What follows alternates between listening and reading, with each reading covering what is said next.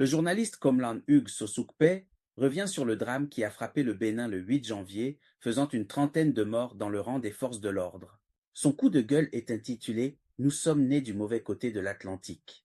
Je suis particulièrement touché par l'attaque que le Bénin a subie sur sa position stratégique dite du point triple, des brutes du groupe de soutien à l'islam et aux musulmans, affiliés à Al-Qaïda, ont ôté la vie à une trentaine de nos hommes, mis le feu à leurs dépouilles, dans un acte ultime de profanation, et emporté toutes les munitions stockées à cet endroit stratégique. Sans vous mentir, je n'ai pu trouver un juste sommeil cette nuit. Comment des humains peuvent être aussi cruels vis-à-vis de leurs semblables sur cette terre?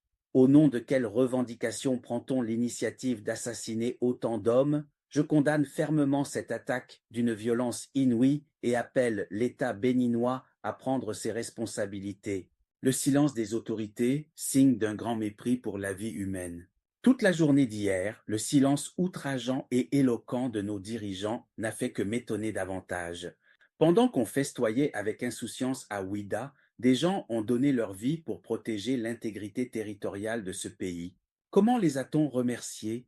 Juste un silence, signe d'une ingratitude notoire, d'un mépris qui ne dit pas son nom. Même pas une expression de compassion, même pas de condoléances aux familles éplorées, aucun mot à l'endroit de leurs collègues restés sur les fronts. Rien, à part une forte communication sur les Vodun Days. J'ai fait le tour des réseaux sociaux du chef de l'État et du gouvernement du Bénin. Rien, pas même une annonce. Même si nous en avons déjà l'habitude, cet énième silence est une offense pour les âmes des disparus. Un bus de Baobab Express a brûlé entièrement dans ce pays sans que le président béninois ne pipe un seul mot alors qu'il y avait des dizaines de victimes calcinées et de blessés.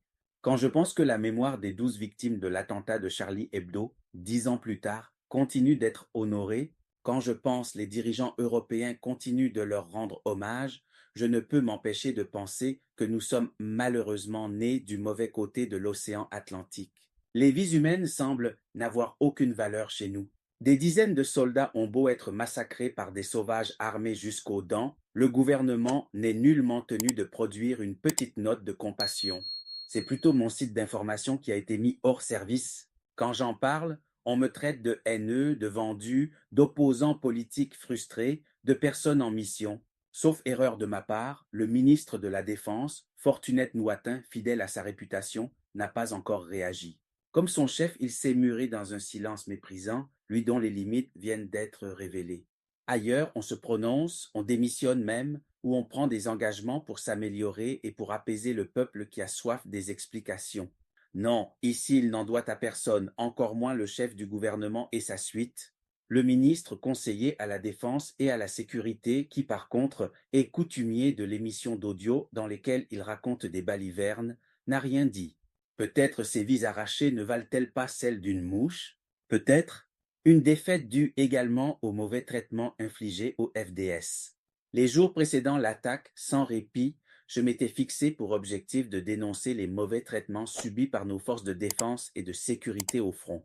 Je voudrais surtout faire remarquer à ceux qui me lisent actuellement que ce sont des plaintes qui émanaient de militaires au front, quand des agents censés défendre l'honneur de leur pays contre leur vie en arrivent à se plaindre du contenu de la boîte pharmaceutique dont on les dote, du retard accusé par leur paie et leur rappel, du manque de matériel de protection tels que les gants, les pardessus, les masques faciaux, il va sans dire que tout va mal.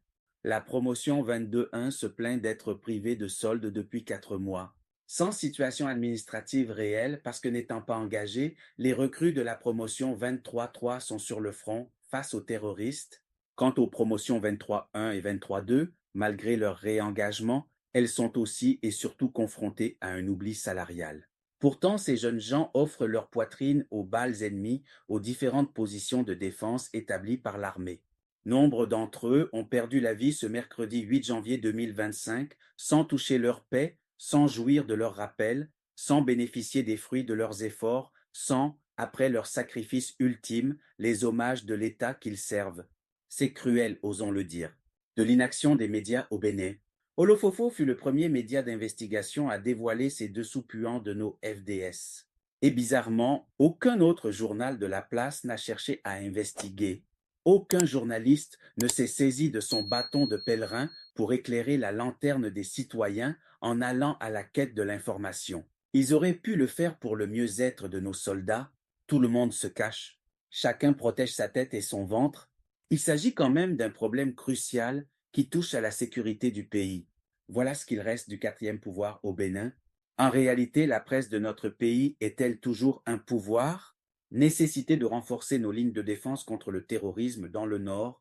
Ce jeudi 9 janvier 2025, au lendemain de l'attaque meurtrière au Point Triple, un communiqué émanant du colonel Faizou Gomina, chef d'état-major, a fait le tour des réseaux sociaux et des médias.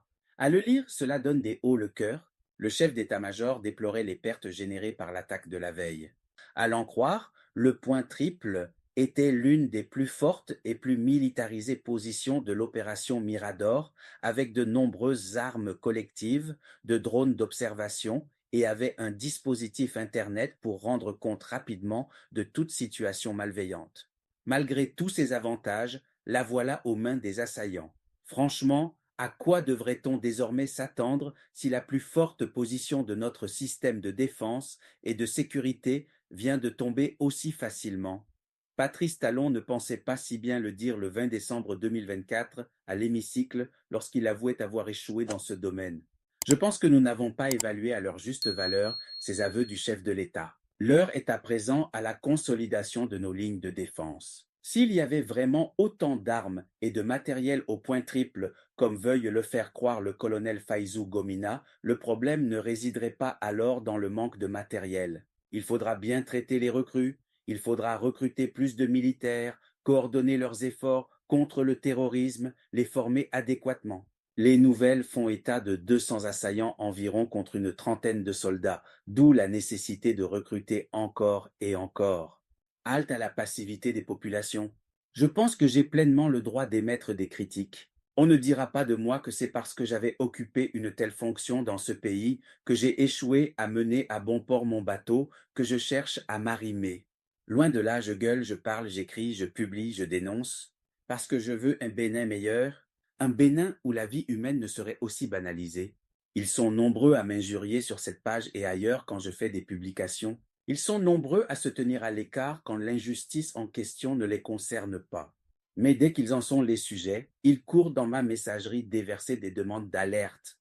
J'en ai des tonnes et j'avoue que je ne suis nullement en mesure de traiter le 10e.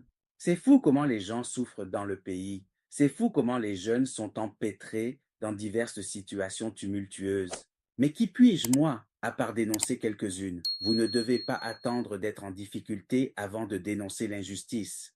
Voilà l'un des avantages que nous accordons à nos dirigeants qui comptent sur notre inaction, notre silence, notre couardise, pour continuer dans leur basse besogne. Je suis épuisé de faire des SOS pour des questions de maladie. Je suis très gêné de revenir chaque fois ici quémander de l'aide pour un compatriote malade et sans situation. Une personne de bonne volonté qui offre aujourd'hui 50 000 francs n'en sera sûrement plus capable le lendemain quand je viendrai avec un autre cas et un autre sous le bras. Que fait-on réellement avec le projet AirChash tant vanté? Quels sont les objectifs de l'État? Les citoyens bénéficient-ils vraiment de la sécurité sociale promise? Si oui, pourquoi autant de personnes malades incapables de solder leurs frais d'opération, d'hospitalisation, de médicaments et autres? Pourquoi ces gens sont-ils souvent obligés de jeter honte et dignité humaine pour tendre la main à leurs compatriotes? En quelle langue doit-on appeler l'État à rendre les soins de l'insuffisance rénale, par exemple, plus accessibles aux communs des Béninois? Exonérer les kits de réalisation de dialyse de droit et taxes de douane ne suffit nullement. On sait combien coûte une séance de dialyse au Bénin, combien il en faut par semaine pour un patient, combien cela coûte ailleurs et combien gagne en moyenne un Béninois. Les gens n'ont aucune pitié pour vous, mourrez, ils s'en foutent. Dénoncez maintenant, levez-vous, soyez vent debout contre l'injustice d'où qu'elle provienne. Cela y va de l'intérêt à nous tous.